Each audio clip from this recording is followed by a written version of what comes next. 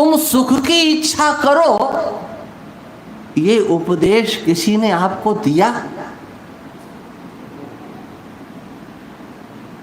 है?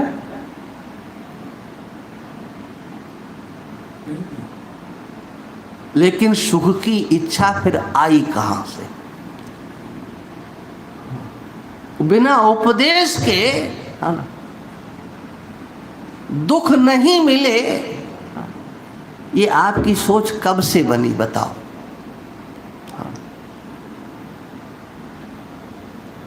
सुख मिले ये सोच कब से बनी?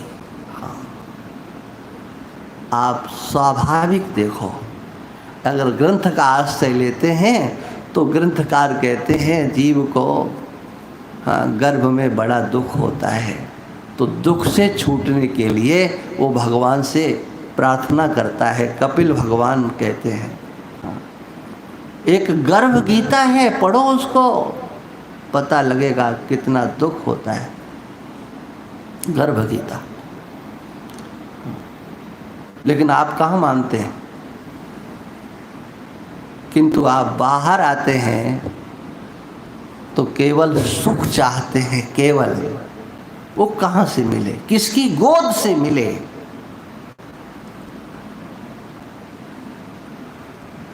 आप दूसरों से संबंध जोड़ते हो, जिसकी भी गोद में आपने कभी देखा होगा अच्छी तरह से, लेकिन विचार नहीं करते। एक छोटा सा बालक है, आपकी गोद में आना चाहता है, आपको सुख देने के लिए कि स्वयं का सुख लेने के लिए?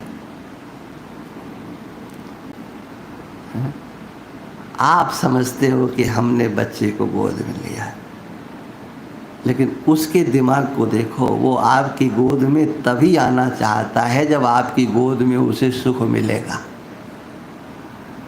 वो आपके ऊपर निर्भर नहीं है। हाँ, हटा, हो गया, चलो भागो, एकदम चिल्ला पड़ेगा, रो पड़ेगा। आप रोते रहो, अरे हम तो गोद में लेना चाहते थे। उसे तुम्हारे अंदर सुख नहीं दिखाई पड़ता है। तुम चाहे बाप बने रहो, चाहे दादा बने रहो, चाहे नाना बने रहो, चाहे नानी बने रहो, उसे जहां सुख मिलेगा वहां वो खोज करता है।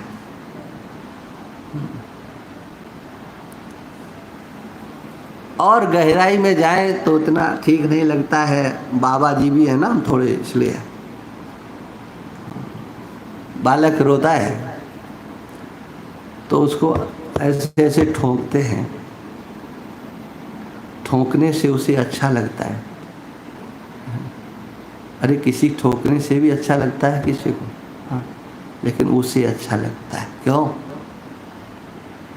वह उसके अंतःकरण में जन्म जन्मांतरों के पड़े हुए स्पर्श इंद्रिय से सुख लेने के संस्कार, के स्पर्श से सुख प्राप्त होता है। हाँ, वो संस्कार उद्भूत हो जाते हैं। किसी ने अपने गोद में लिया, किसी ने छाती से लगाया। हाँ, बालक के विशेष स्थानों को ठोकने से उसे और सुख मिलता है। वो विज्ञान कहां से आया उसके पास?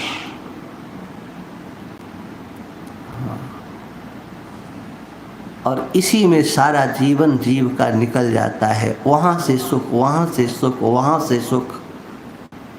सब जगह हमने जिसकी भी ओर देखा, बताओ दुखी होने के लिए देखा या सुखी होने के लिए? जिसे भी चाहा, दुखी होने के लिए या सुखी होने के लिए, एक लालसा। हाँ, सुख सुख सुख। हाँ, लेकिन कभी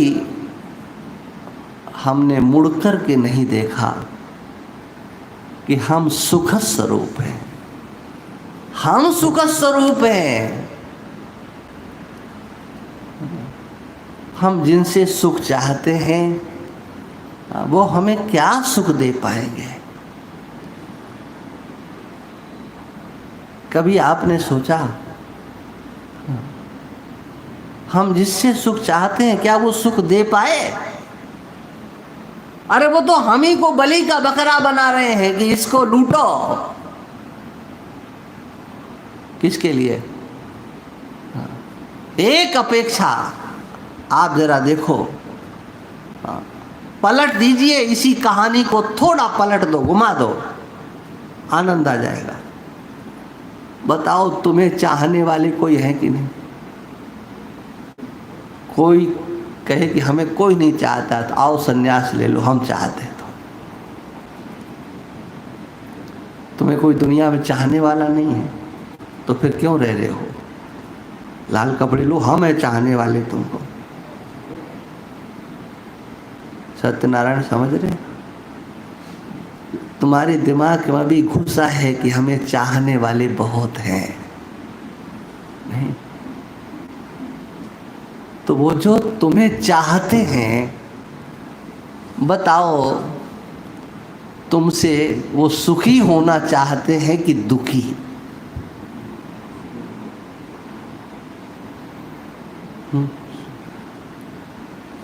यही है बस। हाँ, और कुछ कहानी नहीं है, तुमने सोचा ही नहीं है। हाँ, ये सब तुमको जो चाह रहे हैं ना, ये तुमसे सुख लेने के लिए तुम्हें चाह रहे हैं। हाँ, तुमसे सुख लेना चाहते हैं। हाँ, पूरी दुनिया जिंदा हो तो और प्राण निकल जाए तो, जब तक ये पंचभूतों में पूरी तरह से एक ही भूत नहीं हो जाते हैं, तब तक तुम्हारी इस आकृति से सुख लेना लोग बंद नहीं करते हैं।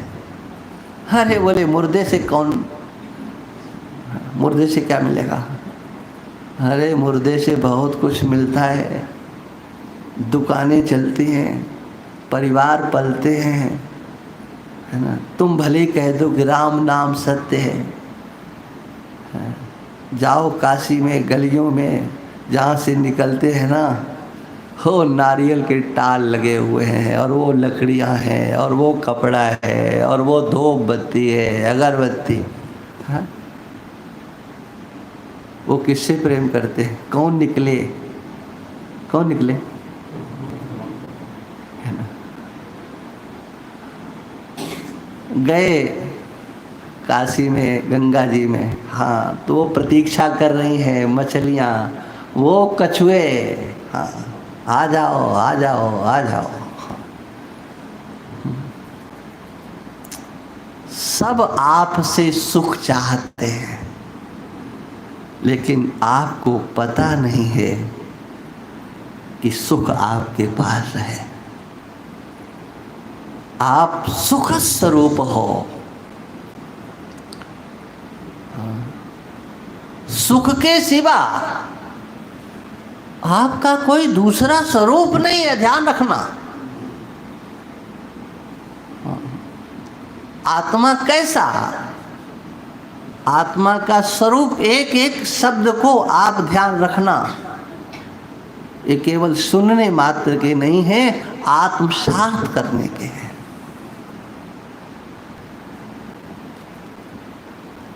श्रीमद् भागवत में वर्णन आता है, सप्तम स्कंद में, प्रहलाद जी एक बार दत्तात्रेय भगवान के पास गए। उनके साथ सेनापति सब बड़े धूमधाम से, महाराज थे, दैत्यराज थे। वो गए, दत्तात्रेय भगवान को जाकर के प्रणाम किया और उनसे कहा कि क्या है आपके पास? आपके पास है क्या? हमें तो कुछ नहीं दिखाई पड़ रहा है। एक भी सुख का साधन आपके पास नहीं है। जिससे सुख प्राप्त होता है, ऐसी कोई वस्तु आपके पास नहीं है। क्रिया से सुख प्राप्त होता है, आप निश्चेष्ट हो।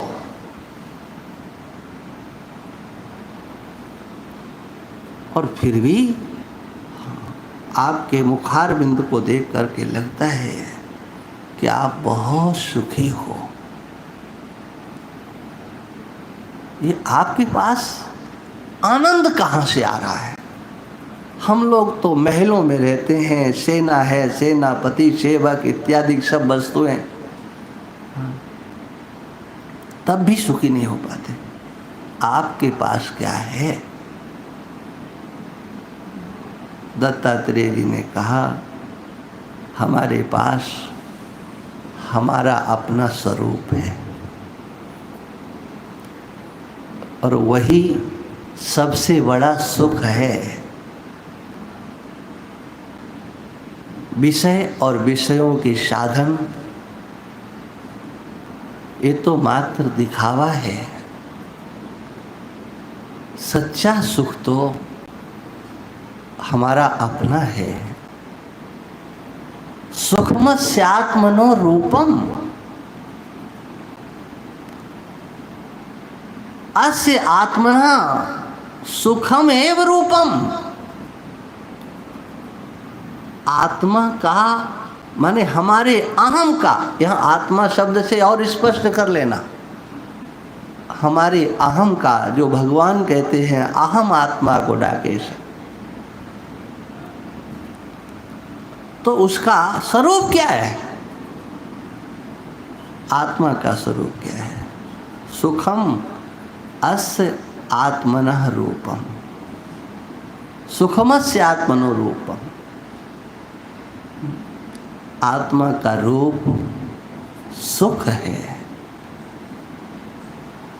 बोले आत्मा तो सबके पास है, अहम का स्फुरण तो सबके पास है। मैं तो सब जगह होता है। चिड़िया भी चें चें करती है तो अपने भाषा में वो मैं ही करती है। सिंह भी गर्जना करता है तो अपनी सत्ता का ही बोध कराता है। अरे आत्मा तो सर्वत्र है। अहम आत्मा गुडाकेश सर्वभूताशय स्थिता। कौन सा ऐसा देहधारी जीव है जहां पर हमारा दर्शन नहीं होता है? सर्वत्र हम है, अहम आत्मा। तो जहां आत्मा है वहां सुख नहीं है क्या? दत्तात्रेय भगवान कहते हैं सुखम अस्य आत्मना रूपम, सुखमस्यात्मनो रूपम। आत्मा की कोई आकृति अगर देखना चाहते हो, हाँ, तो देखो एक आकृति क्या बता दी? सत, है ना। एक आकृति बता दी चित्त, और एक आकृति है सुख। इसका यही रूप है। हाँ, सुख ही उसका रूप है। बोले आत्मा सर्वत्र है, ब्रह्म व्यापक है। हाँ, ब्रह्म वेदम सर्वम, सब कुछ ब्रह्म ही है। इदम सर्वम ब्रह्मा, आत्मा वेदम सर्वम। अरे ब्रह्म और आत्मा से काम नहीं चलेगा तो श्रुति ने कहा अहमई वेदम सर्वम। एक साधक के लिए कहा कि तुम ब्रह्म और आत्मा में मत अटके रहो। ब्रह्म ही सब कुछ है, आत्मा ही। अरे अहमई वेदम सर्वम, मैं ही सब कुछ हूं।